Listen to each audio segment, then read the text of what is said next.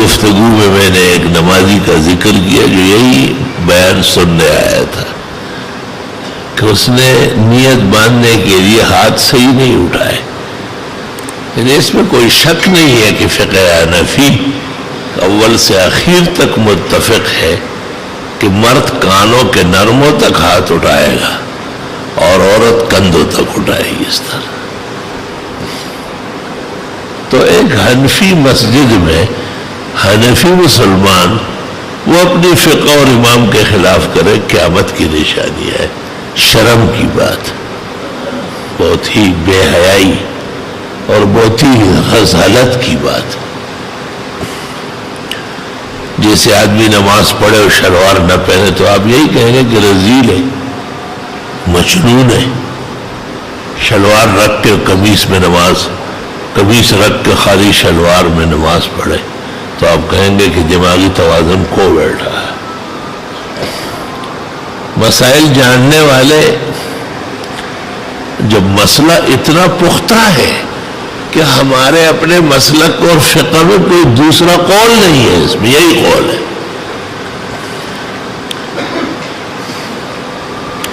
احادیث مبارکہ میں جتنی روایتیں آئی ان سب پر عمل ہو جائے گا جب آپ ہاتھ کانوں کے نرموں کے سیل میں اٹھائے. بعض فقہا قد تحتوی علی المراقی میں کہا ہے کہ یہ مسو، یہ انگوٹھے کانوں کے نرمے مسح کر لے تاکہ یقین ہو جائے کہ ہاتھ اٹھ گئے، صحیح اٹھے.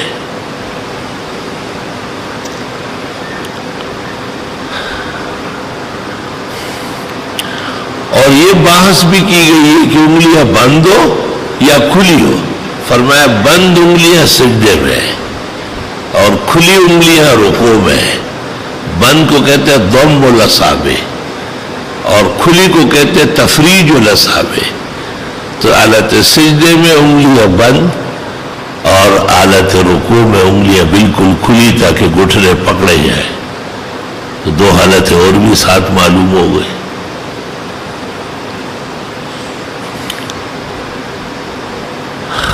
اور ہاتھ باندھنے کے لیے ہاتھ اٹھائے جائے تو ایک ہی طریقہ ہے، دوسرا طریقہ اس میں نہیں ہے کہ یہ انگوٹھے ہمارے کان کے نرموں کے سیدھ میں آئے اور یہ بقیہ انگلیاں اوپر آ جائے اور یہ ہاتھ کے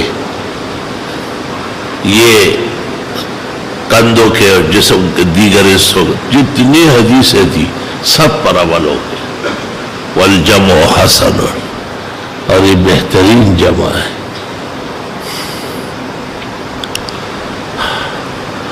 اور اس کو کہتے ہیں نشر الاصابع. نشر کے معنی معمولی فرق ہے. اگر بالکل بند کر دے تو ضم الاصابع، ضاد میم ضم. بالکل کھول دے تو تفریج الاصابع. یہ مسئلے یہ ہمارے مذہب کا سرمایہ ہے. ہم اس وجہ سے مسلمان ہیں اور حنفی فقہ کے پابند ہیں. ہمارے امام اعظم سب سے زیادہ دین جاننے والے ہیں. آپ کو امام اعظم استاذوں نے کہا ہے. استاذوں کو بعض مسائل میں مشکلات پیش آئی اور امام ابو حنیفہ نے حل کیا، جواب دیا. بہت خوش ہو گیا کہ آپ تو امام اعظم ہیں. اللہ اکبر. یہ بات کہ لوگ بہت غلطی کرتے جو نماز میں انتشار پیدا کرتے، اپنی نماز برباد کرتے. امام صاحب کا کیا بگڑتا ہے؟ سارا جہان ان کی فقہ پر عمل پہ رہا ہے. امام شافعی جیسے غزی و مطلبی نے کہا ہے الناس کلہم عیال فی الفقہ علی ابی حنیفہ. کل کائنات کے مسلمان امام ابو حنیفہ کا فقہ میں محتاج ہے. تواتر کے ساتھ ثابت ہے. خطیب بغدادی جیسے دشمن نے اعتراف کیا کہ امام شافعی نے امام ابو حنیفہ کے فقیہ ہونے کا بہت اعتراف کیا کہ ایسا فقیہ امت کو نہیں ملا ہے. فقیہ اہل العراق بل فقیہ ہذہ الامہ. فقih اس کو کہتے ہیں کہ بگڑی ہوئی روایتوں کو سیدھا کرے، منتشر باتوں کو یکجا کر لے،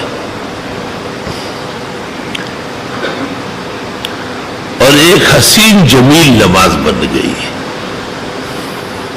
اللہ کا شکر کرنا چاہیے کہ اللہ تعالیٰ نے ہمیں امام اعظم ابو حنیفہ جیسے امام عطا فرمایا ہے۔ اللہ کا اس پر شکر کرنا چاہیے، اللہ کا شکر کرنا چاہیے کہ ہمارا ملک میں فقہ حنفی پر عمل ہے۔ ہماری تمام مساجد ائمہ، خطباء، محدثین، مفسرین، فقہاء، مؤذنین، خطباء سب کے سب احناف ہیں، والحمدللہ علی ھذا۔ ایسے امام بھی ہیں جن کے ہاں گدھا اور کتا بھی حلال ہے۔ نام لینا ٹھیک نہیں ہے جب کمزور بات کہے۔ ایک زمانہ تھا کہ مدینہ منورہ میں گدھے ذبح ہوتے تھے اور کتے تیار کھڑے ہوتے تھے، وہ کہتے تھے کہ چند آدمیوں کے لیے تو یہ کتا کافی ہے، اور لائن لگی ہوئی میں میں نے ایک نمازی کا ذکر گوشت خریدنے والوں بیان مفت نہیں ملتا تھا۔ آج کوئی نام لے لے مدینہ منورہ کے لیے حال سے ہی ہے، میں 40 سال سے جا رہا ہوں الحمدللہ۔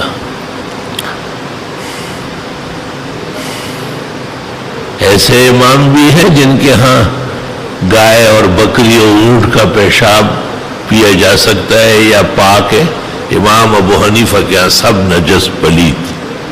آفرین، مرحبا، اہلاً و سہلاً، پورے جہان کے مقابلے میں اکیلے امام ابو حنیفہ نہ۔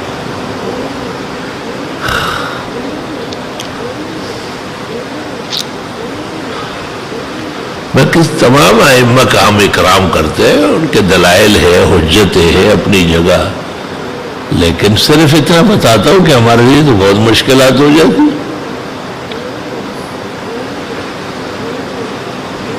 امام شافعی کے نزدیک تو بری جانوروں میں پتہ نہیں کوئی مردار ہے بھی یا نہیں، اور سمندری سب حلال۔ امام اعظم کہتے ہیں سمندری حیوانات میں صرف مچھلی حلال، صرف، خبردار کہ اور کسی چیز کو ہاتھ لگایا۔ آفرین ہے۔ یہاں تک کہ فقہ میں لکھا ہوا ہے کہ ایسی چھوٹی چھوٹی مچھلیاں جن کا مچھلی ہونا مشکل نظر آتا ہو وہ بھی حرام ہے احتیاط کی وجہ سے۔ مینڈک تک حلال ہے بعض ائمہ کیا، تو غیر مقلد جسے اہل حدیث کہتے یہ بھی مینڈک خور ہے۔ ایک دن اچار لے آئے اور اب مرتبان کے اندر وہ مینڈک ایسے الٹے پڑے ہوئے تھے، آنکھیں باہر نکالے ہوئے تھے، یہ بہت لذیذ ہے۔ میں نے کہا تو لعنت ہو ایسی سمجھ اور فہم پر۔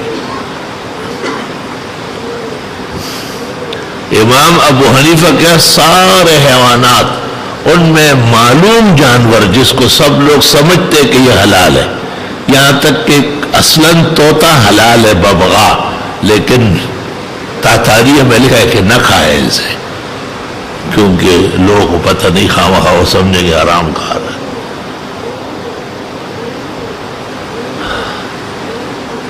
الو، بھوم، وہ حلال ہے بعض حضرات کے ہاں، ہندیوں میں لکھا ہوا ہے وہ حرام قطعاً۔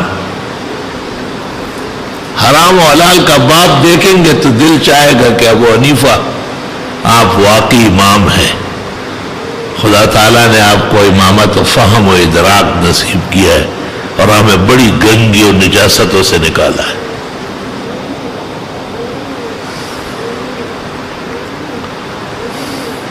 تو میں اس لیے بات کر رہا ہوں، ذرا تھوڑا سا آگے بڑھ گئی کہ یہ ہمارے بھائی صاحبان کئی غیر مقلد کو دیکھ لیتے ہیں، کئی عربوں کو دیکھ لیتے ہیں، تو سمجھتے ہیں کہ شاید یہ صحیح ہے، ان سے غلطی ہو رہی ہے، نماز میں بھی غلطی کر رہے ہیں۔ اور میں کعبہ شریف کے سامنے بیٹھا ہوا تھا، باہر ملک سے کچھ نوجوان آئے تھے، شاید ہالینڈ سے آئے تھے۔ انہوں نے معلوم کیا میرا تو مجھ سے پوچھنے لگے، تو میں نے کہا نہیں، اپنی فقہ پر عمل ہر جگہ ضروری ہے۔ تو میرے پیچھے ایک ایسا شخص بیٹھا تھا جو ریالات کے لیے غیر مقلد اور وہاں کا ہو گیا تھا، اور وہاں کیا کمال ہے بھائی، یہی کہ ریالات لوٹنے ہوتے ہیں، اردو جانتا تھا وہ۔ تو مجھے کہتے ہیں اجرت، حضرت کو یہ اجرت کہتے ہیں، ان کو بتا دے کہ یہ سب کچھ حدیث کے مطابق ہو رہا ہے۔ میں ایسے مڑ کے دیکھا اس کو، میں نے کہا آج جمعہ پڑھا ہے آپ نے؟ اس نے کہا ہاں۔ میں نے کہا 18 غلطی ہے جمعے کے خطبے میں ہوئی، گن لو ابھی۔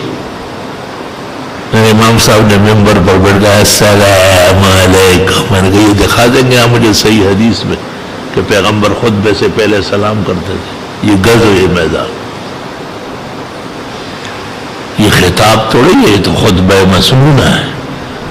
خطبہ کتنا ہوا ہے؟ 1.25 گھنٹہ، اور نماز کتنی ہوئی ہے؟ 3 منٹ میں۔ اور پیغمبر کہتے ہیں کہ فقیہ وہ ہے کہ نماز لمبی خطبہ مختصر سا دے۔ میں نے کہا یہ اختلاف کی اجازت کس نے دی؟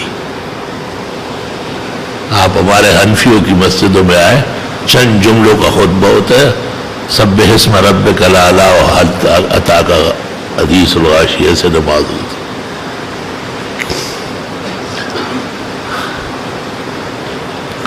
تو ہم ان کی غلطیاں نہیں گنتے ہیں، صرف اس کو سمجھانا تھا کہ اللہ نے ہمیں جو فقہ اور امام نصیب کیا ہے بہت قابل قدر ہے۔ اللہ تعالیٰ کا شکر کرنا چاہیے کہ اللہ نے ہمارے ملک میں احناف اور حنفیہ اور فقہ حنفی اور اس کے دارالافتاء قائم کیے، والحمدللہ علی ھذا۔ امام ابو حنیفہ کا ایک اور قاعدہ ہے کہ اگر کسی چیز کے حلال اور حرام ہونے میں اختلاف ہوا تو کہتے ہیں حرام سمجھ کے چھوڑ دے اسے۔ کیوں؟ ہر حرام سے بچنا فرض ہے اور ہر حلال کا استعمال کرنا ضروری نہیں۔ جیسے میری تحقیق یہ ہے کہ یہ اسٹرابیری جو ہے یہ زقوم ہے اور طعام الاسیم جرائم پیشوں کا کھانا ہے، یہ وہی جو جہنمیوں کو کھلایا جائے گا اسی کو دنیا میں ظاہر کیا ہے۔ اور مولوی صاحبان ذرا اسٹرابیری کے بہت شوقین ہے، یہ سمجھتے بعد میں ہے، رد پہلے کرتے ہیں۔ تو ایک مسئلہ تو آج یہ عرض کرنا تھا کہ یہ نیتیں صحیح طرح باندھا کرو، انگلیوں میں معمولی سا فاصلہ چھوڑو، اور انگوٹھوں کے سرے یہ کانوں کے نرموں کے سیدھ پہ آئے یا ٹچ کرے تمہاری مرضی، دونوں قول فقہاء کے یہاں موجود ہیں۔ جب اطمینان ہو جائے کہ ہاتھ کانوں تک اٹھ گئے، اس کے بعد اللہ اکبر کر کے ہاتھ باندھو۔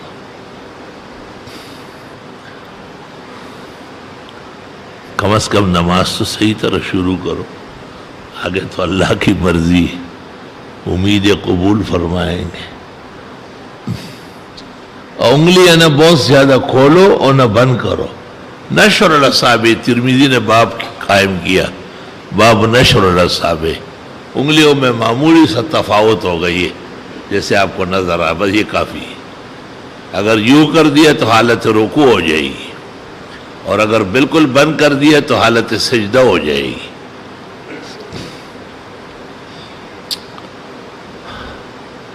اور قاعدے کی حالت میں جب انگلیاں رکھیں گے تو بہتر ہے کہ انگلیوں کے سرے گھٹنوں کے اوپر آ جائے، لٹک نہ جائے۔ بعض روایات میں اکابر سے سنا ہے جن پہ علمی اعتماد ہے کہ اگر یہ انگلیاں قاعدے کی حالت میں پیچھے رہ گئی ہے تو آتشی انگوروں سے پکڑ کے آگے کریں گے، اور اگر یہ نیچے لٹک گئی ہے تو آتشی کینچیوں سے کاٹی جائے گی۔ احتیاط فرمائی جائے۔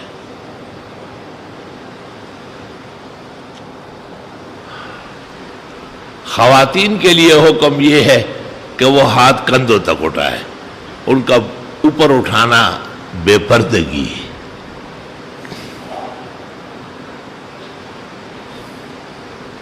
اور جب ہم ہاتھ باندھیں گے تو ناف کے نیچے اور یہ انگوٹھا اور چنگلی یہ بائیں ہاتھ کے کلائی پر آ جائے اور 3 انگلیاں اوپر آئے اور یہ ہاتھ لٹکائے نہیں، اس کے نیچے کرے، خود بخود سنت جگہ تک پہنچ گئے۔ یہ محنت تو کرنی پڑے گی، نامی کوئی بغیر مشقت نہیں ہوا، 100 بار جب عقیق کٹا تب نگی ہوا۔